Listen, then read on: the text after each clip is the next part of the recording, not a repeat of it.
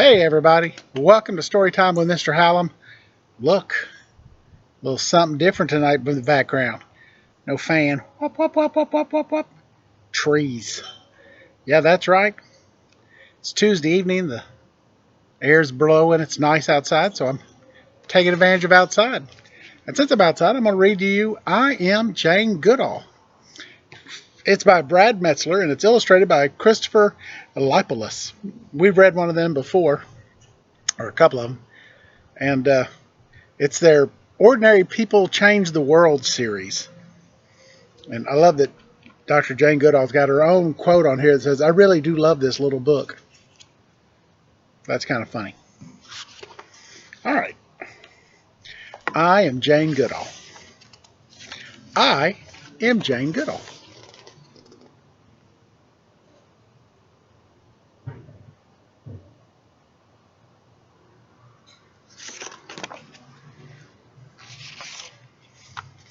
On my first birthday, my father bought me a cuddly toy chimpanzee named Jubilee. Jubilee, meet Jane. I loved Jubilee. I mean it, loved. I used to carry Jubilee with me everywhere. As I got older, when I'd line up all my toys and play teacher, Jubilee was the one who had his own chair. "Okay, class, now who knows what rabbits like to eat?" "Yes, Jubilee." Always correct, as always. I didn't just love my toy chimpanzee, though. I loved all animals, even earthworms I found in the garden. "Did you bring earthworms inside the house?" "Don't worry, Mom. They're as safe as can be, right under my pillow." My mom told me that worms would be safer in the garden, so we took them outside and buried them back in their home.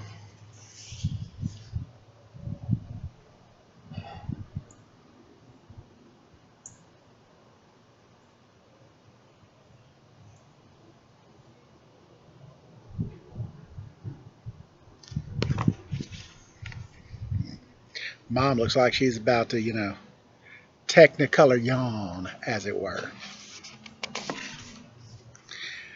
At 5 years old, I was curious to learn how chickens lay eggs, so I crawled into my grandmother's hen house to watch. At first, all of the hens were scared of me. Then I decided to crouch in the corner. If I had moved, the hens would have run away. I was patient, though. Finally, after hours of waiting, I saw what I was looking for. The hen gave a little wiggle and plop, there was an egg. "Where were you? You've been missing for so long. We sent out a search party." "You'll never believe where eggs come from." It was my first research project.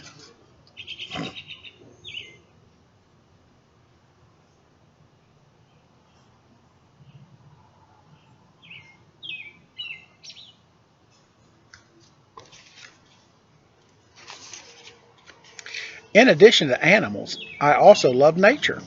I named the chestnut tree Nookie and the beech tree Beach. Beach was my favorite. Thank you, Beach, for letting me read up here. Oh, that was another thing I loved, reading. Back then, my family didn't have a lot of money. To get books, we went to the library. When I was 7 years old, I got a book that changed my life.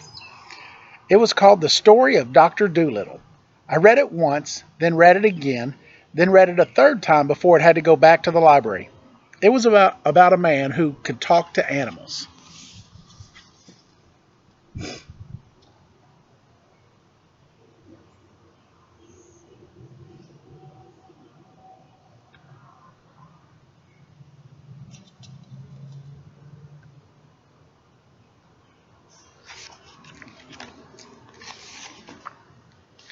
In the book, there's a parrot who says that if you want to learn how animals talk, you need the power of observation.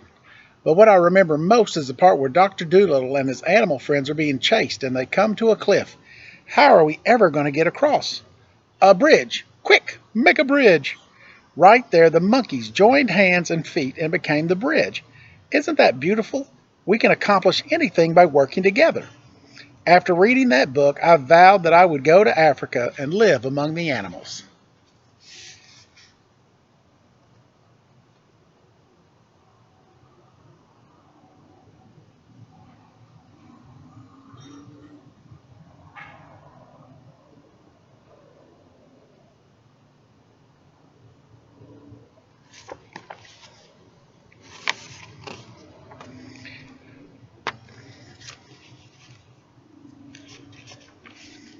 By the time I was 12, I had my own nature group, the Alligator Club. My friends and I raised money to help old horses. We took nature walks and wrote down what we saw, or at least I did. And if you wanted to have high rank in the club, you have to be able to recognize 10 dogs, 10 birds, 10 trees, 5 butterflies or moths.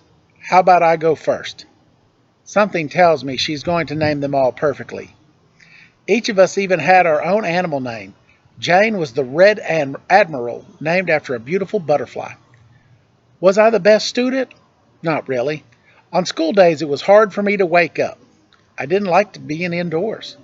But if we were outside or there were animals around, that's when I got excited. Guess how many pets I had?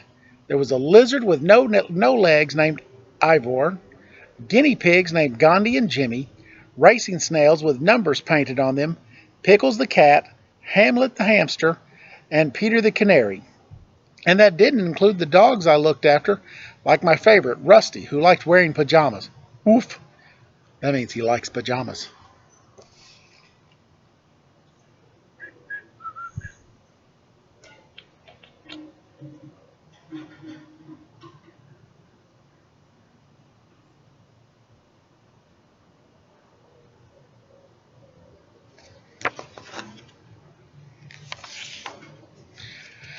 I wanted a job where I could learn more about animals.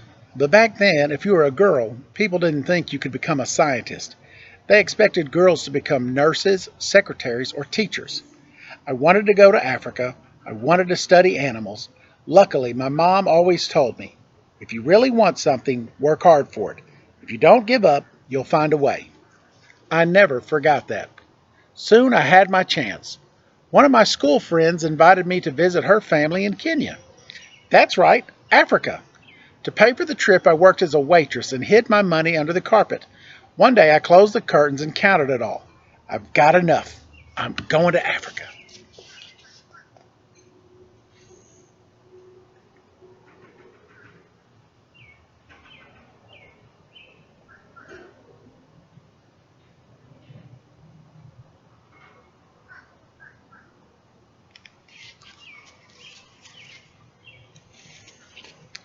The trip took 21 days by boat. I was 23 years old. It all seemed like a dream until I saw a giraffe who was staring directly at me. It had dark eyes, long lashes, a black tongue, and chewed acacia thorns. I knew my dream was coming alive.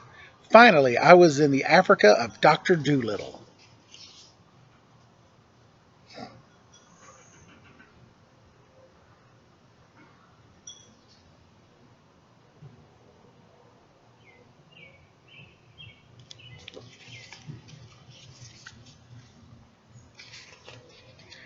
2 months later, my life changed again.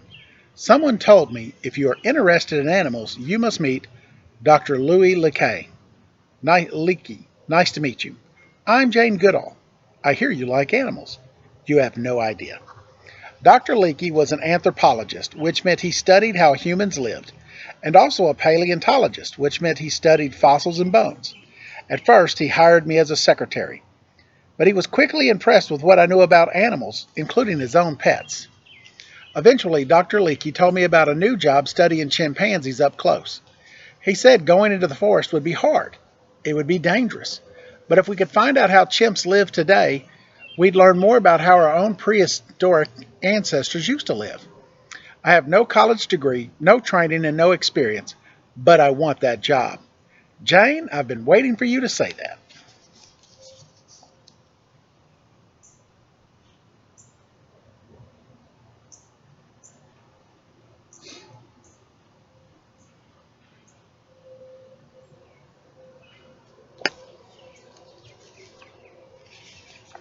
For a year, I read everything I could about chimpanzees. They're always observed in a excuse me. No one has studied them in the jungle where they actually live. I was also told that women couldn't be alone in the forest. They said I needed a guide plus a companion. My mom offered to come. I was ready. I knew you wouldn't give up. I'll never forget the day, July 16th, 1960, the day I first set foot in what is today Gombe National Park in Tanzania, Africa.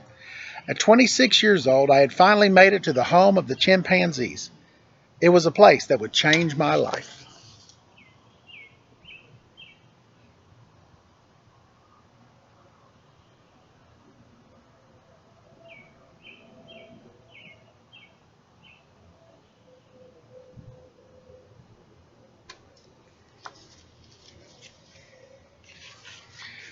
During one of my first explorations, we saw two chimpanzees eating in a tall tree. They noticed us and ran away. They're scared of us. The next day, we didn't see any chimps. There were no chimps the day after that either. For months, I'd try to get close, but they kept running away. Then I started going alone. Just me. I'd go to a high area called the peak and look down with my binoculars. This was my secret. Be patient. Learn about how they lived. Slowly move closer and closer.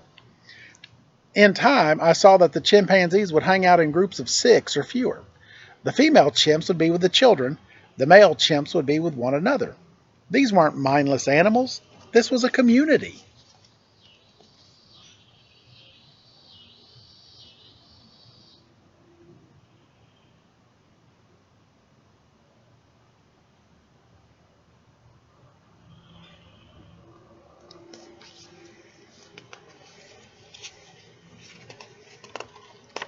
Still, it took nearly a year before I could get within 100 yards of the chimpanzees. One day I came back to camp and found out. One of the male chimpanzees took our food, including your bananas. Fantastic! That means they're not scared of me now. I bet I'll be back tomorrow. The next day I waited and waited. There were no chimpanzees in sight. Then at 4 p.m. I heard a rustling noise by my tent. It was the large male chimpanzee with a thick beard, David Graybeard. That was the name I gave him. Back then, people told me that there was a certain way to study animals, that I shouldn't give the chimpanzees names. They said animals were supposed to have numbers, not names. They thought animals didn't have personalities or emotions. They thought that if we gave them a name, we'd start pretending they were like us.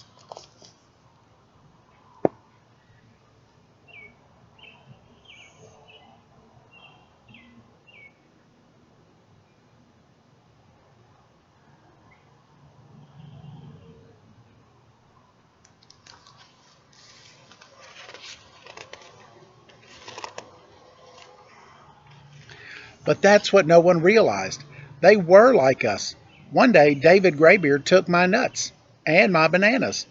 A month later, he took one from my hand. Even later, out in the forest, he slowly approached me and checked to see if I had a banana in my pocket. It was one of the proudest moments, having the other chimpanzees now understand that I wasn't a threat. I was their friend, and they were mine.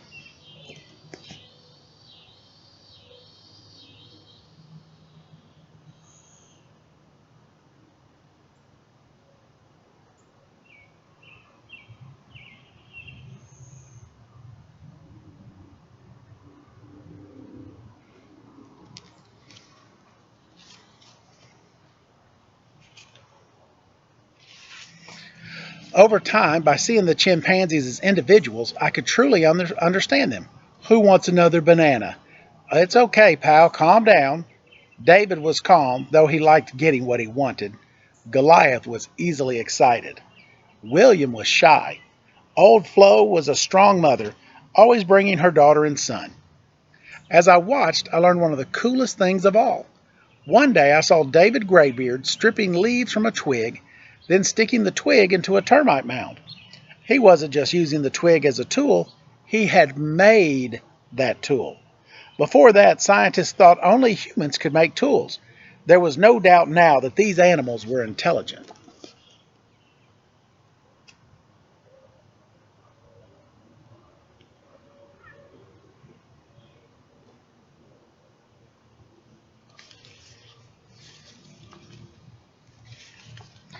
Every night I'd write in my journal about what I observed, and every day I saw the chimpanzees doing the same things we do, holding hands, tickling, kissing, even patting backs to reassure each other. The more I observed, the more I learned. Soon I had so much information I needed a tape recorder. Then I needed an assistant to help observe all the other chimpanzee families in the forest. 6 years later, what started with a notepad and binoculars became a full research center. Now I was the one in charge. Isn't it wonderful? Look what we can build together. Thanks to our work in Tanzania, the whole world knows that animals have their own personalities and complex relationships.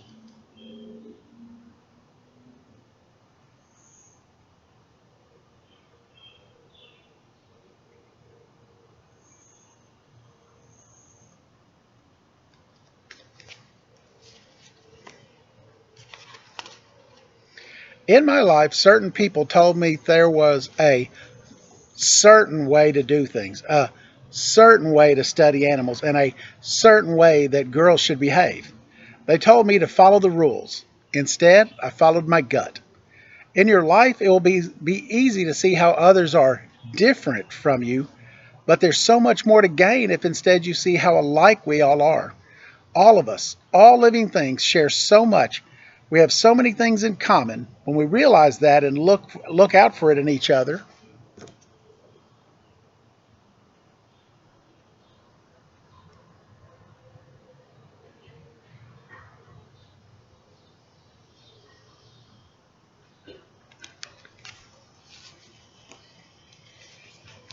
that's the most beautiful way to live together. Today, Dr. Goodall's work has grown, reminding people everywhere that we share this earth every day. When we protect the planet, we protect each other. Even now, along with the Jane Goodall Institute, she's working to save endangered species, including her beloved chimpanzees, while also taking care of our environment. With more than 150, with 15,000 groups of young people in 130 countries, the Roots and Shoot Network connects youth of all ages who share a desire to create a better world. Give them a call. You can be an environmentalist too. Want to work with animals one day? Watch your favorite animals and see what they do? Make notes, read books about them. They're so much like us.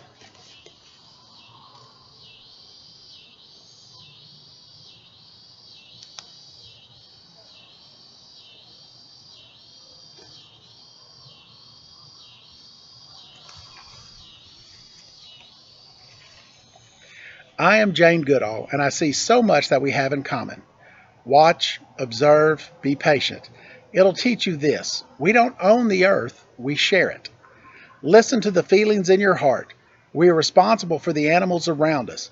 We must take care of them. When one of us is in trouble, be it human, creature, or nature itself, we must reach out and help. When we do, we build a bridge that will carry all of us.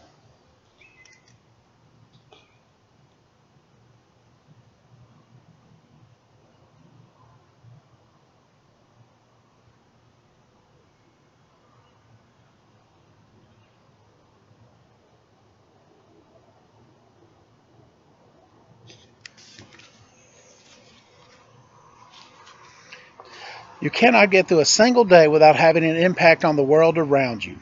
What you do makes a difference, and you have to decide what kind of difference you want to make. Jane Goodall. And you remember yesterday we had a timeline. There's one in here. She was born April 3rd, 1934, and it says today, and well, I'll show you right here, born 1934, London, today, still out working. There's some pictures. Timelines are good. That's something you find in a nonfiction book because it can show you, the progression of things through the nonfiction book. I know she loves animals. I wonder how she feels about mosquitoes because these jokers are eating my legs up. Like that. I just want to smack them. If you smack a mosquito, I won't tell if you won't tell. I hope you guys enjoyed this. I like the new outdoor scene. I don't know, if I read at night, I'll do this, but in the mornings, the sunlight's coming right here and it would blind us all. So have a great day, and thanks for listening. I look forward to seeing you the next time we get together on Storytime with Mr. Hallum.